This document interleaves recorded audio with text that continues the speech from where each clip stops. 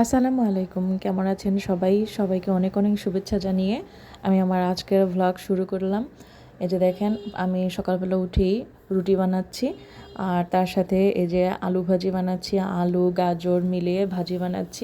আমার বাচ্চারা আবার সকালবেলা আলু ভাজিটা বেশি পছন্দ করে। যাই হোক, তার সাথে আমি একটু গাজরও দেই। আর এই যে দেখেন, একদম ফুলকো ফুলকো রুটি বানিয়ে নিচ্ছি। মেয়ে আবার তাড়াতাড়ি স্কুলে চলে যাবে, ওর সকাল সকাল কোচিং আছে, তো সেজন্য আমি তাড়াতাড়ি আগে মেয়েকে দুটো রুটি ভেজে দিচ্ছি, তারপরে আমাদেরগুলো বাকি রুটিগুলো ভেজে নেব। যাই হোক, সকালের খাওয়া দাওয়া শেষ করে চলে আসলাম ছাদে। যেহেতু দুপুরে রান্না করতে হবে, আমি চিন্তা করলাম ছাদ থেকে কি কি তুলে নেওয়া যায় দেখছি। তো ছাদে চলে আসলাম, এসে দেখি যে একটা ঝিঙা বড় হয়ে আছে। বাসায় আর একটা ঝিঙা আছে, গতকালকে কেটেছিলাম, তা আজকে আবার এই ঝিঙাটা কেটে নিচ্ছি। আমার মানে গাছের ঝিঙাগুলো একদম পটলের সাইজ। এত ছোট ঝিঙা আমি আমার কখনো দেখিনি। আমি আমার বয়সে কখনো এত ছোট ঝিঙা দেখিনি, দেখলে মনে হয় যেন পটলের সাইজ। যাই হোক, আর সাথে সাথে দেখলাম গাছে দুটো ঢেঁড়স হয়ে আছে, তো এই ঢেঁড়স দুটোকে কেটে নিলাম। আলহামদুলিল্লাহ, এবার গাছ থেকে অনেক ঢেঁড়স হারভেস্ট করতে পেরেছি।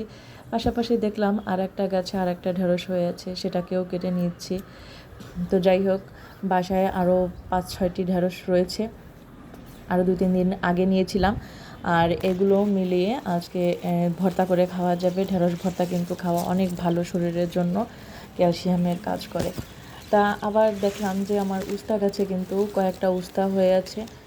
আর এই যে দেখেন, গাছের ফাঁকে একটা উস্তা ঝুলে আছে, দেখতে কিন্তু অনেক ভালো লাগে, তাই না? একদম ঝুমকার মতো ঝুলে আছে।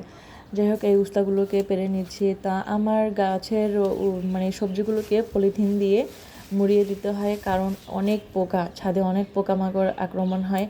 তো যতই কীটনাশক স্প্রে করি না কেন, কাজ হয় না, তারপরেও পোকার কামড়ে সবজিগুলো নষ্ট হয়ে যায়। তাই আমি আবার এভাবে পলিথিন দিয়ে আটকিয়ে রাখি, আর পলিথিনের গায়ে একটু একটু ছিদ্র করে রাখি, যাতে হাওয়া বাতাস ঢুকতে পারে।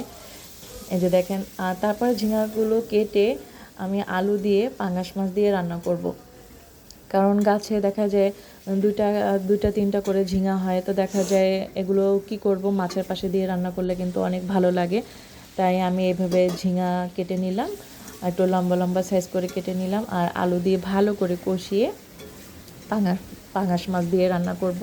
কারণ পাঙাশ মাছে কিন্তু অনেক তেল থাকে, তা দেখা যায় একটু সবজি দিলে কিন্তু তেলটা অনেকটা টেনে নেয়, আর তখন কিন্তু ওই সবজি দিয়ে মেখে খেতে অনেক ভালো লাগে। মাছের সাথে সবজি দিলে আমার অনেক ভালো লাগে, আর পাঙাশ মাছের তেলটা কিন্তু একটু টেনেও নেয় সবজিতে।